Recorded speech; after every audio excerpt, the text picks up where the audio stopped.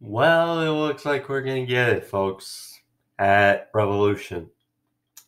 Shaq versus Cody Rhodes and what might be a tag team match.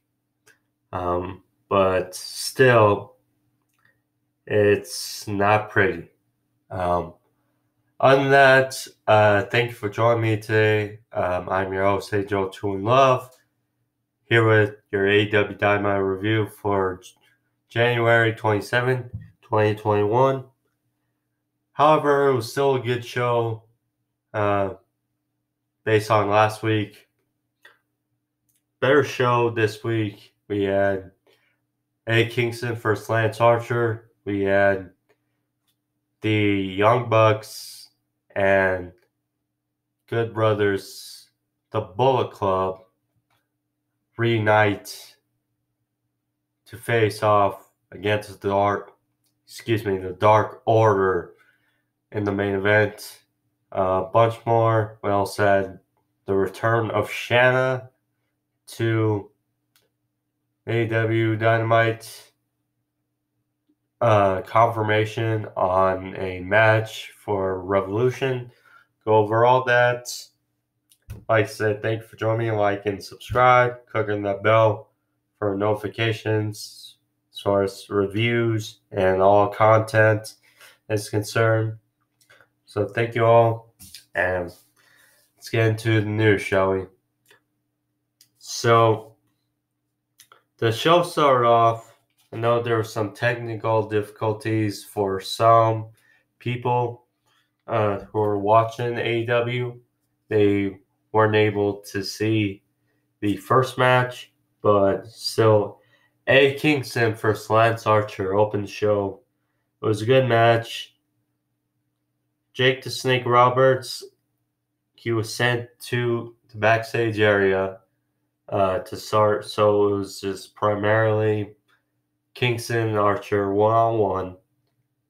It was a fast start by Archer, getting some offense. Kingston fired back, but Archer countered with a pounce. Kingston wound up to knock down Archer a few times, but Archer would fire back. A ugly looking spot where Kingston, he was choke slammed by Archer out of the ring onto the ring apron. And the first camera angle of it looked scary. The second angle looked not as bad. The way Tony Schiavone was making it sound, but still was a bad looking spot. Luckily, Kingston was able to, continue in the match, but yeah, it was mostly Archer from the bell. A full Nelson slam, his top rope moonsault, and then at the end of the match, Jake the Snake Roberts, he was dragged out by the Butcher and the Blade on the stage area. Archer was distracted as well as the referee. And then Kingston was given like a slit, some sort of bandaging, covering something on his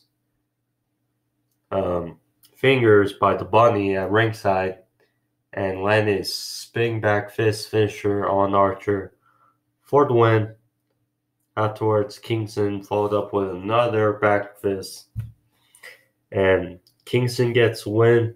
I mean, after that good match against Pac, which he lost, Kingston fires back with a win, much needed. But Lance Archer, he needs a win as well. So, very interesting to see how they continue this feud.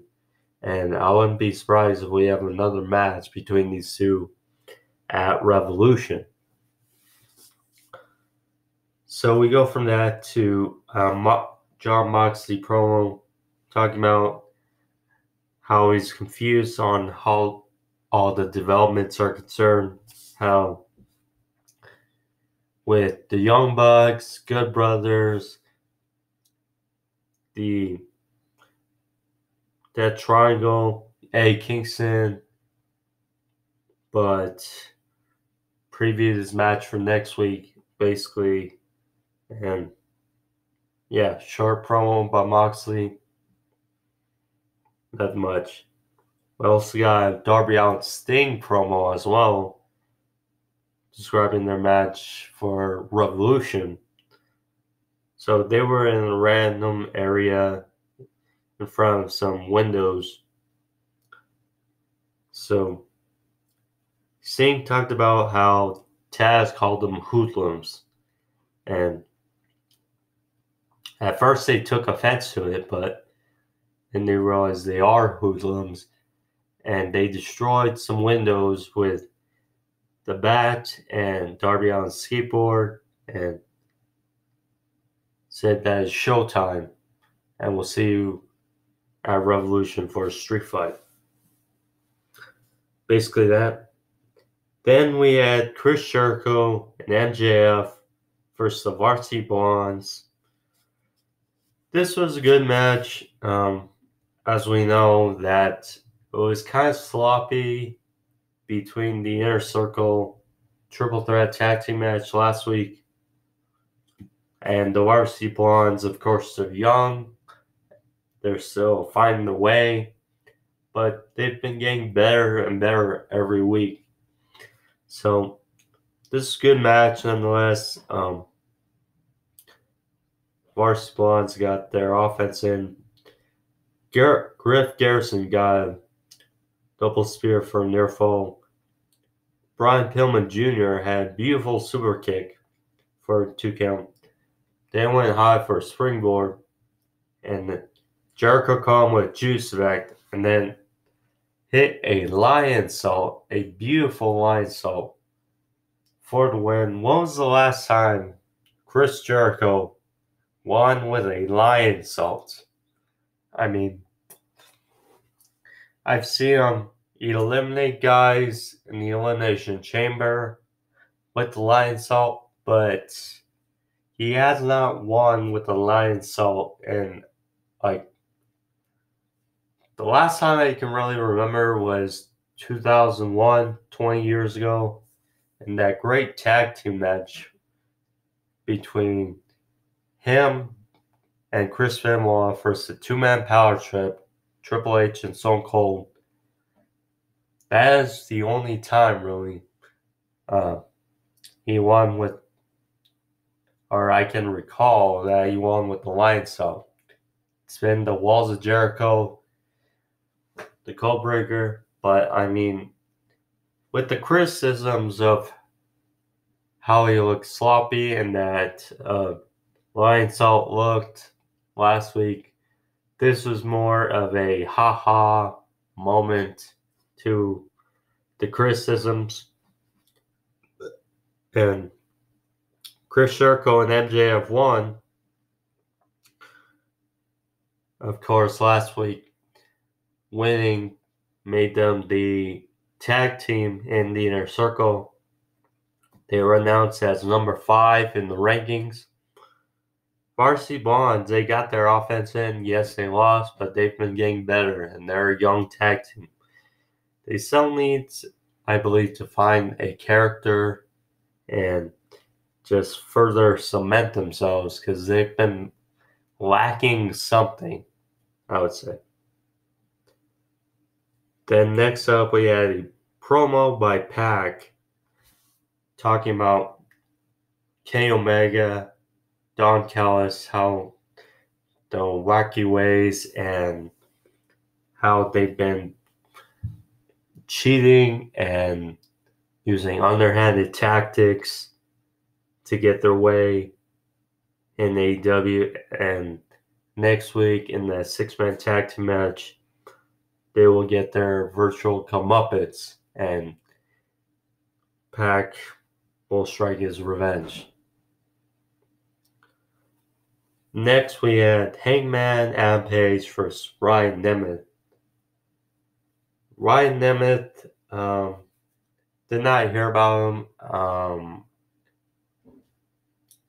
They did not say a record. Say he was making his AEW Dynamite review.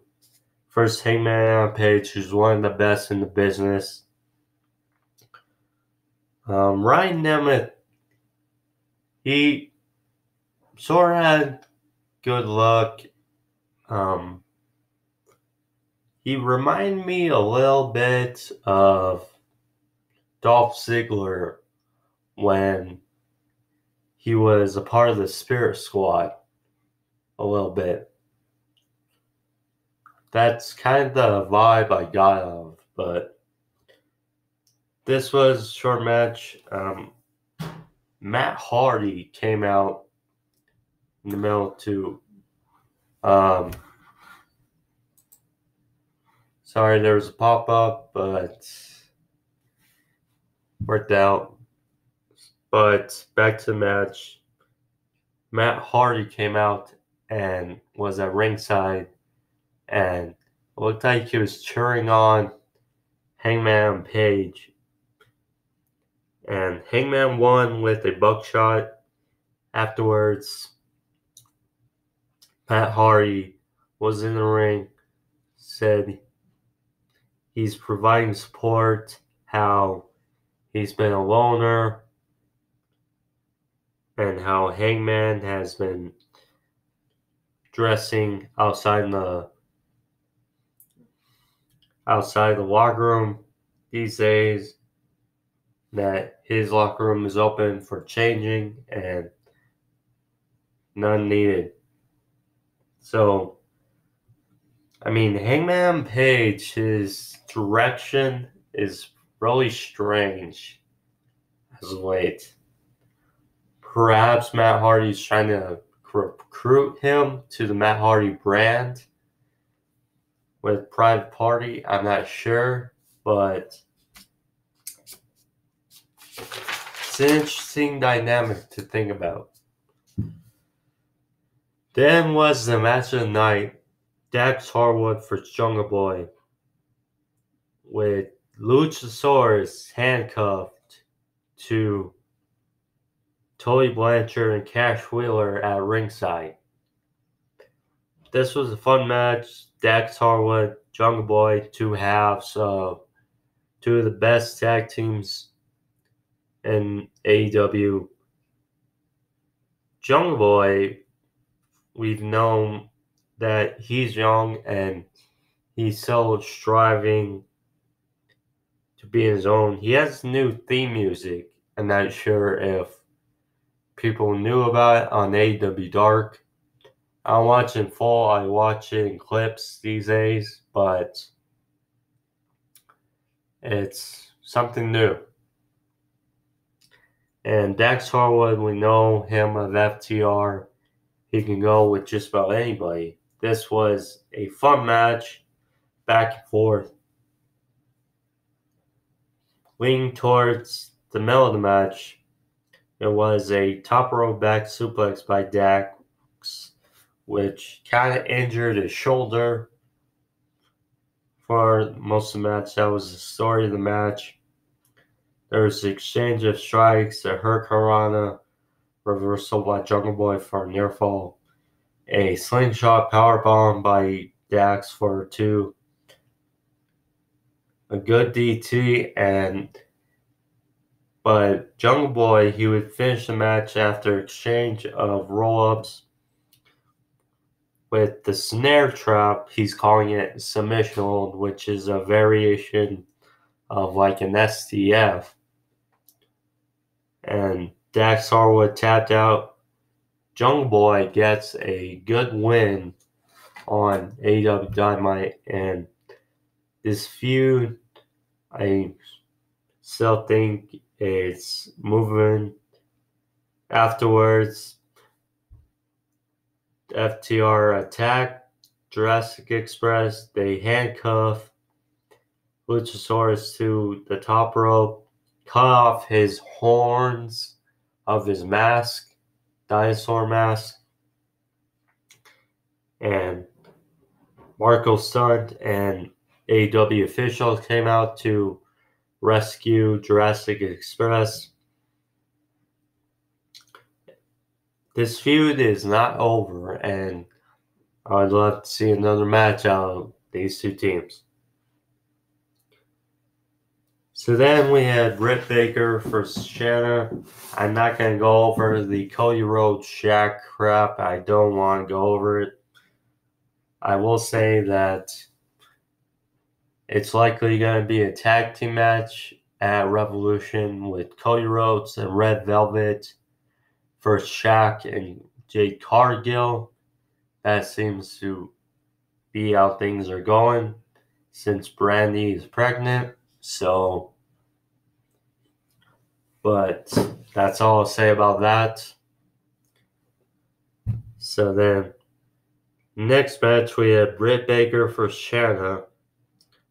This is a good match. Shanna, she returned to Dynamite after weeks and weeks of absence. It's good to see her back. It's another much needed piece to the AEW Women's Division. Britt Baker, she won with the lockjaw submission hold. Thunder Rosa came out to save Shanna after win. And obviously next week at Beach Break, we got Thunder Rosa versus Britt Baker. We have the 6-man tag team match between Kenny Omega and the Good Brothers versus Jon Moxley, Rey Fenix, and Pac. We have the wedding of Penelope Ford and Kip Sabian. We have the tag team battle royal to determine the number one contenders for the Young Bucks at Revolution. And the Young Bucks apparently are in this match, and if they win, they'll get to pick who they face for the titles at Revolution. So, interesting twist in the match for next week.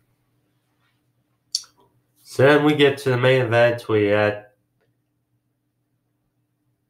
I'm not going to say it because it's not official, but Young Bucks and the Good Brothers versus Dark Order, Sue Grayson, Evil Uno, John Silvers, and Alex Reynolds.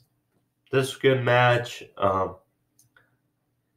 They talked about how it's been 5 years since Young Bucks and Good Brothers have teamed up, since obviously the Bullet Club days. But this is a good match. Real good cohesion by Young Bucks and Good Brothers. It looked like they picked up where they left off 5 years ago in the Bullet Club. But Sue Grayson, he was basically the MVP of the match. She was playing like a house on fire. Frog Splash by him for a 2 count. The Dark Order led to fatality for a near fall. It was a super kick party by Nick Jackson. Then 3 power bombs by the Good Brothers and I believe Matt Jackson to Dark Order members on the ring apron. Then it was a 4-way super kick to Stu Grayson in the middle of the ring. Was a magic killer by the Good Brothers, and then a Meltzer driver for the win. Afterwards, Rey Fenix came out to attack the Young Bucks and Good Brothers. Jon Moxley came out to even score. Then Kenny Omega came out to try to blindside Jon Moxley. Moxley countered with a paradigm shift. And Jon Moxley and Rey Fenix stand tall as Dynamite goes off the air.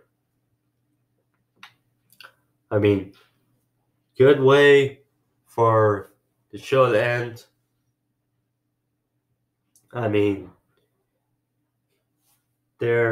obviously it was a better show than last week's.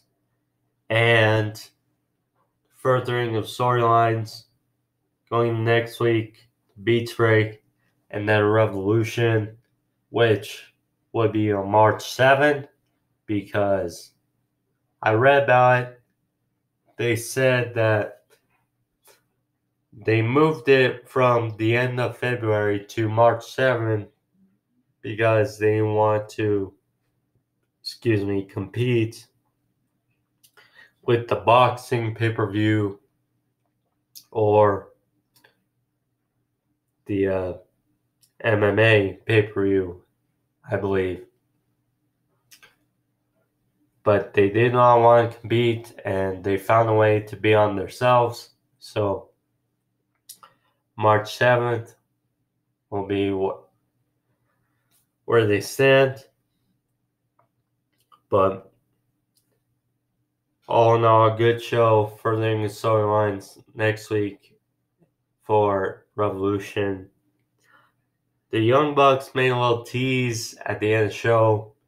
Perhaps they win and they defend their titles against Good Brothers. I'm not sure, but it's a little tease for next week. That's all. Boy, it was a good match.